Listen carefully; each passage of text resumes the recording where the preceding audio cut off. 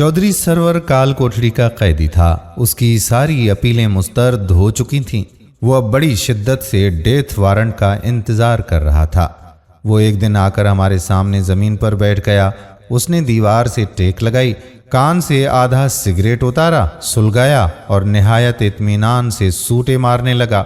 मुझे वो दूसरे कैदियों से मुख्तलिफ लगा। उसकी सूरत पर एक वक़ार, एक तमकनत थी।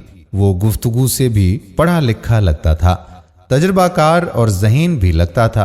वो एक डेरेदार चौधरी था। 5-7 देहात में उसकी अच्छी खासी मुअतबरी थी। वो यूनियन काउंसिल का चेयरमैन भी रहा था। उसके डेरे पर हर वक्त 20-30 बंदे मौजूद रहते थे। ज़मीन जायदाद भी अच्छी खासी थी। तालीम भी देहात के लिहाज से आला थी।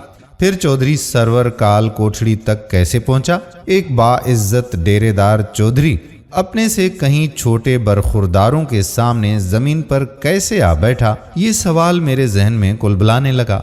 इन सवालों के जवाब में चौधरी सरवर ने बताया कि मैं एक ठीक ठाक चौधरी था। मुझे अपने इख्तियारात, अपनी रसाई, अपनी इज्जत और अपनी ताकत पर बड़ा मान था।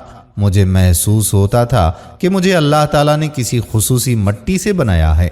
दुनिया में कीचड़ से बने किसी इंसान में इतनी जुर्रत नहीं, वो मेरे सामने आँख उठाकर भी देख सके, मेरे लफ्ज़ और मेरे हर्फ काट सके, मेरी बात को बात ना समझे। मैं ज़मीन पर अकड़ कर चलता था। मेरी गर्दन झुकना भूल चुकी थी और मेरे कान मेरी असल आवाज़ के लिए तरस गए थे।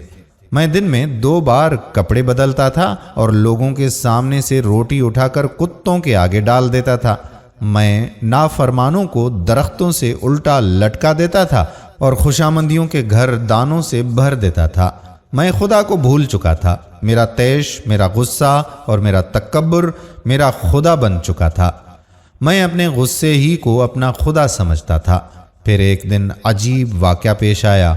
एक मुसल्ली मेरी गांव की एक लड़की भगा ले गया।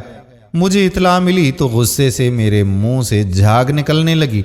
मैंने उन्हें तलाश करवाया। 1 हफ्ते के ताक़ुब के बाद वो दोनों मिल गए। मैंने लड़की वारसों के हवाले कर दी, लेकिन मुसल्ली को दरख्त से बांध दिया। मैं कुर्सी बिछाकर उसके सामने बैठ गया और उसे माँ बहन की गालियां देने लगा। मुसल्ली कुछ देर तक तो सुनता रहा, लेकिन फिर उसका पैमाना सब्र लबरेज हो गया। उसने मुझे मुखातिब करके कहा कि चौधरी, कसूर मेरा है, तुम मुझे गाली दो, मेरी बहन और मेरी माँ को बुरा भला क्यों कहते हो? उसके अल्फाज सुनकर मेरे तन मन में आग लग गई। मुझे यूं महसूस हुआ जैसे उस कम जात ने मेरे मुंह पर थूक दिया है। मैं कुर्सी से उठा, उसे बालों से पकड़कर झटका दिया और चिल्लाकर कहा कि मैं तेरी माँ को भी गाली दूंगा और तेरी बहन को भी। तू मेरा क्या बिगाड़ लेगा? मुसल्ली ने झटका मारकर बाल छुड़ाए और चीख कर बोला, चौधरी, अगर तुमने अब गाली दी तो मैं भी तुम्हारी माँ बहन को गाली दूंगा। मेरा गुस्सा 7वें आसमान तक जा पहुंचा। मैंने उसके सारे खानदान की माँ बहन एक कर दी। जब मैं चुप हुआ तो मुसल्ली ने कहकहा लगाया और मुझे माँ की गाली दे दी।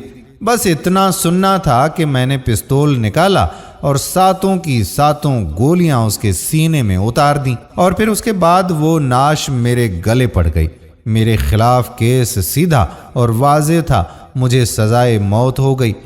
मेरे लवाहकीन सुप्रीम कोर्ट तक पहुंच गए। सदर को भी अपील करके देख ली, लेकिन मेरी कोठड़ी नहीं टूटी। अब मैं डेथ वारंट का इंतजार कर रहा हूं। चौधरी सरवर ने सिगरेट के टोटे का आखिरी सूटा लगाया, फिल्टर तक जला सिगरेट फर्श पर रगड़ा और आंसू पोंछ कर बोला, मैं वो शख्स हूं जो एक गाली बर्दाश्त ना कर सका, लेकिन जब जेल पहुंचा तो मुझे रोजाना 200 गालियां सुनना पड़ी और मेरे पास ये गालियां बर्दाश्त करने के सिवाय कोई चारा नहीं था।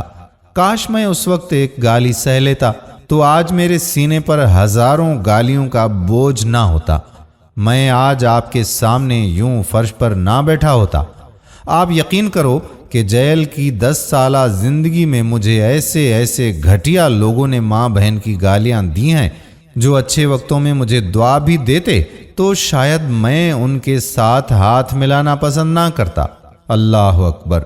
दोस्तों, तकब्बुर का अंजाम एक दिन ऐसा ही होता है। अगर हम भी गुरूर में, तकब्बुर में मुब्तला हैं تو فوراً سیدھے راستے پر آ جائیں، ورنہ ایسا نہ ہو کہ چودھری صاحب کی طرح ہمیں بھی ایسے حالات سے دوچار ہونا پڑے۔